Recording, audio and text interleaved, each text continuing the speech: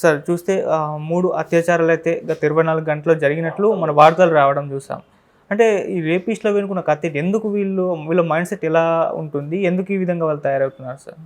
శ్రీకాకుళంలో అయితే 70 సంవత్సరాలు నిండినటువంటి తాత మనవరాలపైన 8 సంవత్సరాల అమ్మాయికి మనవరాల మీద రేపు చేశాడు. అట్లా ఇంకోటి వనపర్తి జిల్లాలో అయితే 5 సంవత్సరాల పాప మీద 17 ఏళ్ల బాలుడు అతను రేప్ చేశాడు. అట్లా ఇంకోటి ఏదో ఫంక్షన్ ఇప్పిస్తామని చెప్పేసి చీట్ చేసి రేప్ చేశాడు అనేది ఒక వార్త చూస్తున్నాం. ఇంకో వార్త ఏంటంటే కేరళలో ఈరోజు తన కూతురి మీద అత్యాచారం చేసినటువంటి మైనర్ బాలిక మీద అత్యాచారం చేసినటువంటి తండ్రికి 150 సంవత్సరాల శిక్ష విధిస్తూ కేరళ మలప్పురం కోర్టు తీర్పు ఇచ్చింది. అంటే ఒకవైపు కోర్టులు తీర్పులు ఇస్తున్నాయి, కొందరికి ఉరిశిక్షలు వేస్తున్నారు, కొందరికి యావజ్జీవం వేస్తున్నారు, 20 సంవత్సరాలు వేస్తున్నారు, 25 అంటున్నారు, 150 అంటున్నారు. మరోవైపు నిత్యం కూడా ఇట్లాంటివి జరుగుతున్నాయి. భారతదేశంలో అయితే 2019లో ఎన్సీఆర్బీ లెక్కల ప్రకారం, అంటే నేషనల్ క్రైమ్ రికార్డ్స్ బ్యూరో ప్రభుత్వం అధికారికంగా ప్రకటించిన దాని ప్రకారమే ప్రతి నిమిషానికి 16 రేపులు జరుగుతున్నాయి. ప్రతి నిమిషానికి 16 రేపులు. ఒక్క 2021లోనే 30,000 పైచీలకు రేపులు దేశవ్యాప్తంగా ఆ సంవత్సరంలో జరిగాయి. ఇక మహిళల మీద సంబంధించినటువంటి అగాత్యాలు రకరకాల రూపంలో కుటుంబంలో కానీ బయట కానీ జరిగినటువంటి ఇతరత్రావన్నీ కూడా కలుపుకుంటే 2022లో 4 లక్షల చిల్లర కేసులు నమోదైనవి. ఈ మొత్తం చూసుకున్నప్పుడు మనం ఒకసారి ఇది భారతదేశంలో పరిస్థితి.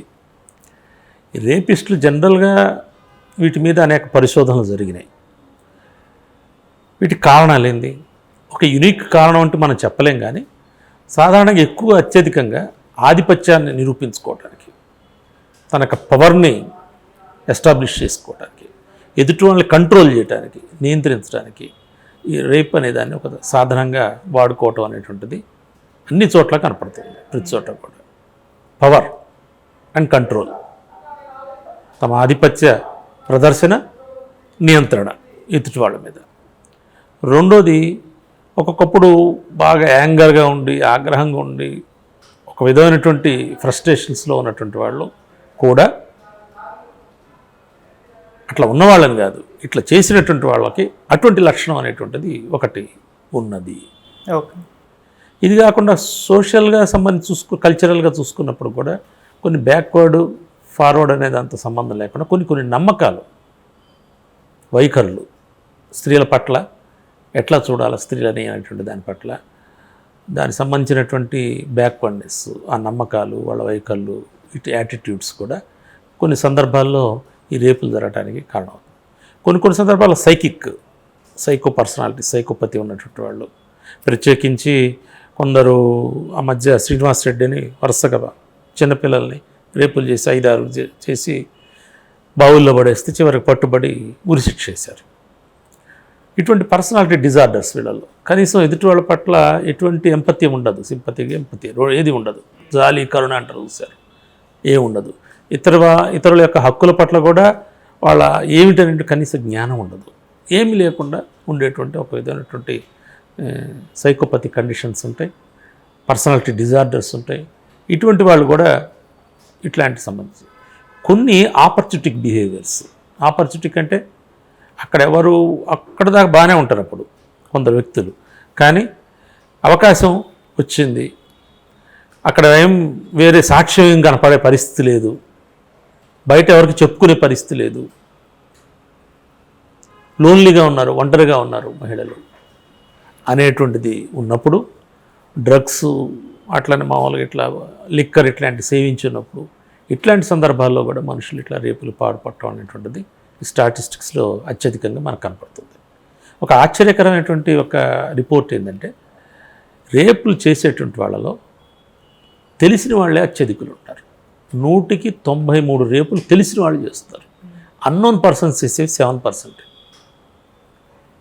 అంటే రేపిస్టులు అంటే ఎక్కడో ఏదో ఆకాశం నుంచి ఊడిపడతారని లేదు, మనకు తెలిసినటువంటి ఇందాక చూసి చెప్పుకున్నాం కదా, తాత మనవరాల మీద చేశాడు, ఇంకో దగ్గర ఇంటి అబ్బాయి 5 ఏళ్ల పాప మీద చేశాడు, 150 సంవత్సరాల శిక్ష విధించింది వాళ్ళ తండ్రి కూతురు మీద చేశాడు.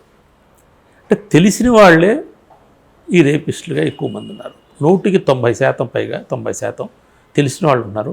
ఒక 7 to 10% మాత్రమే అన్నోన్ పర్సన్స్ ఉన్నారు. అంటే దీంట్లో ప్రధానంగా కొన్ని స్టడీస్ జరిగినాయి. తీహార్ జైల్లో మధుమిత పాండే అని చెప్పేసి ఒక 120 మంది రేపిస్టుల మీద ఆమె అధ్యయనం చేసింది. ఓకే. అంతకుముందు శామ్యుల్ అని చెప్పేసి లాస్ ఏంజల్స్లో అతను ఒక అధ్యయనం చేశాడు 50-60 మంది మీద రేపిస్టుల మీద.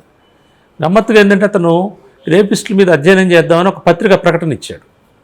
ఇట్లా నేను పిహెచ్డి చేద్దాం అనుకుంటున్నాను, నా స్టడీ కోసం ఎవరన్నా ఫలానా ఫోన్ నెంబరు కాంటాక్ట్ చేయొచ్చు, రేపులు చేసిన వాళ్ళే చేసి ఫలానా టైం అని చెప్తే అతను కంటిన్యూస్గా 200 కాల్స్ వచ్చినాయి.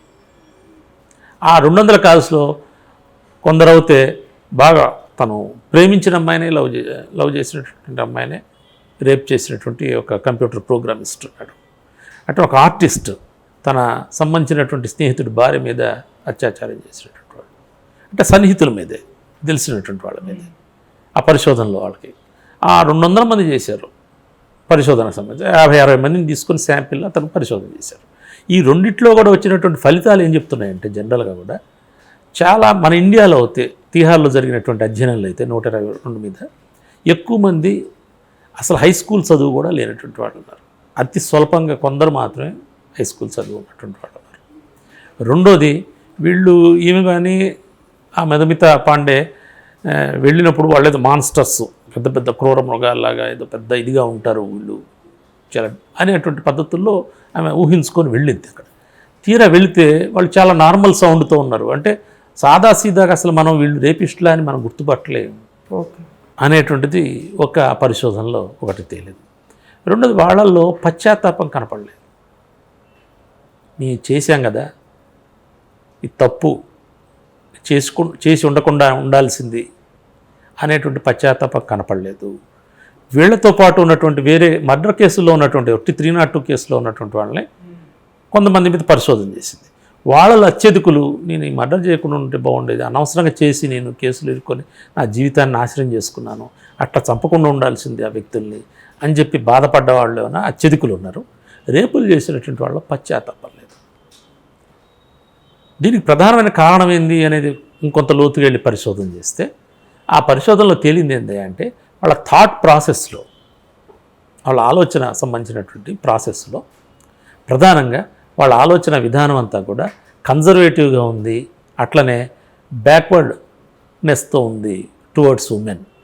మహిళల పట్ల వాళ్ళ యొక్క ఆలోచన సంబంధించినటువంటి ఎట్లా ఉందంటే చాలా వెనకబాటుతనంతో కన్జర్వేటివ్ సాంప్రదాయకంగా ఉంది. అంటే ఏమిటి, మహిళలంటే ఇంట్లో కూర్చోవాలా, బయట తిరిగేవాళ్ళు బజారోళ్ళు. బజారోళ్ళు అనేటువంటిది ఒకటి వచ్చేసిన తర్వాత ఏమవుతుంది, వాళ్ళని ఏమైనా చేయొచ్చు అనిపిస్తుంది. మహిళల బుద్ధిగా ఇంట్లో ఉండటం అనేది కాదు, అసలు సాయంత్రం చీకటి పడ్డ తర్వాత 6 తర్వాత బయటికి వెళ్ళకూడదు. ఇంకా అర్ధరాత్రి అంటే అసలు ఇంకా దుర్మార్గం. అర్ధరాత్రి మహిళ అసలు బయటికి వెళ్తారా ఆడవాళ్ళు, కుదురుగా ఉండేటువంటి వాళ్ళు, మంచిగా ఉండేవాళ్ళు. ఇట్లాంటి వెనకపాటు ఆలోచనలు, సాంప్రదాయకంగా ఉండేటువంటి ఆలోచనలు. లేదు ఏ రాత్రిపూట వేరే మగవాడితో కలిసి ఉన్నది. నిర్భయ కేసులో ఏం జరిగింది, వాళ్ళ బాయ్ ఫ్రెండ్ అతను ఇద్దరు కలిసి వాళ్ళిద్దరు కూడా ప్రేమించుకుంటున్నారు, ఇద్దరు కలిసి బస్సులో వెళ్తున్నారు. ఈ రాత్రిపూట వెళ్ళటం అందుట్లో నిర్భయ కేసులో ఇంటర్వ్యూ చేస్తే అందుట్లో ఉన్నటువంటి ఒక ఉరిశిక్ష పడినటువంటి నిందితుడిని అతను ఏమన్నాడంటే, ఏ ఆడదైనా కానీ మగవాడితో పరాయి మగవాడితో ఆ రాత్రిపూట కనుక బయట తిరిగితే అది ఆమె చేసిన తప్పు కాదా, 2 చేతులు కలిస్తే తప్పట్లు వస్తాయి, ఆమె చేసి అది తప్పు, అది మేము చేసింది తప్పు కాదన్నట్టుగా అతను సమర్థించుకున్నాడు. ఇట్లా రకరకాలుగా సంబంధించినటువంటి మహిళల పట్ల ఆలోచనలో ఉండేటువంటి థాట్ ప్రాసెస్లో ఉండేటువంటి వెనకపాటుతనం, సామాజికంగా ఉండేటువంటి సాంప్రదాయకమైనటువంటి వాళ్ళ 2వ తరగతి పౌరులుగాను వాళ్ళకి ఎటువంటి స్వేచ్ఛ, గౌరవము, ఒక విలువ లేనటువంటి వస్తువులుగా చూసేటువంటి దృక్పథం ఏదవుతూ ఉందో ఇది బలంగా రేపుల వెనక కారణంగా ఉంటుంది. అట్లా ఉండటం వల్ల ఏమవుతుందంటే దీన్ని ఏమంటారు కాగ్నిటివ్ డిజోన్. కాగ్నిటివ్గా వాళ్ళు ఏం చేస్తారంటే వాళ్ళ ఆలోచన వాళ్ళు చేసిన దాన్ని జస్టిఫై చేసుకోవడానికి కారణాలు అన్వేషిస్తారు. డిజోనెన్స్, కాగ్నిటివ్ డిజోనెన్స్ అంటాం దాన్ని. అంటే తమ చేసిన నేరానికి సపోర్టివ్గా ఆమె అర్ధరాత్రి తిరిగింది కాబట్టి నేను రేపు చేశాను, లేకపోతే నేను అక్కడ చేసేవాడిని కాదు కదా. ఆమె మరో ఒకరితో రాత్రిపూట ఉన్నది కాబట్టి కనిపించింది కాబట్టి అట్లాంటి ఆమె అనుకొని నేను చేశాను. లేకపోతే ఆమె బట్టల సంబంధించి చూసినప్పుడు నాకు కొద్దిగా ఆమె అట్లాంటి ఆమె అనుకొని నేను చేశాను. ఆమె మంచిగా మాట్లాడించింది, పలకరించింది నవ్వుతూ, నా వెంక చూసింది, మంచిగా మాట్లాడి పలకరిస్తే కూడా నవ్వుతే కూడా అనుకొని నేను చేశాను. సమ్మతి అనేటువంటిది లేదు ఎదుటి వాళ్ళ ఆలోచన సంబంధించిన కూడా లేదు కనీసం. ఈ బ్యాక్వర్డ్నెస్లో ఇది మొత్తం యాజ్ ఎ హోల్ సమాజంలో ఉంది. రేపిస్టుల్లోనే కాదు, మొత్తం సమాజంలో ఉంది. సమాజంలోనే మొత్తంగా కూడా ఈ భావనల తాలూకు సంబంధించి ఏదైతే ఉందో సమూహంగా ఇది మార్చుకోకుండా, ఈ భావనలకు వ్యతిరేకంగా సమాజంలో ఎడ్యుకేట్ కాకుండా రేపిస్టులు కేవలం నిందించి కూడా వాళ్ళు శిక్షించాల్సిందే. కానీ దాని మూలాలు ఇక్కడ కూడా ఉన్నాయి అనేటువంటిది గమనించుకోవాలా. దానివల్ల వాళ్ళు ఆ కాగ్నిటివ్ డిజోనెన్స్ వాళ్ళలో ఎక్కువ మందిలో కనపడుతుంది మనకి. ఈ రేపులు జస్టిఫై చేసుకుంటున్నారు. కొందరు బయట ఉండి కూడా మద్దతు ఇచ్చేవాళ్ళు, కొందరు ఎట్లా మతపరమైనటువంటి దీనివల్ల కూడా అవును వాళ్ళకి అట్లా జరగాల్సిందే. లేకపోతే జాతుల పరమైనటువంటి ఇది వల్ల మణిపూర్లో ఏం జరుగుతుంది, అక్కడ కుకీ మణిపూరి తెగల మధ్య ఘర్షణ జరిగితే మహిళల్ని ఆధిపత్యాన్ని ప్రదర్శించడం కోసం, వాళ్ళ మీద కంట్రోల్ చేయడం కోసం నగ్నంగా ఊరేగింపులు చేసి రేపులు చేసి చంపేస్తారు.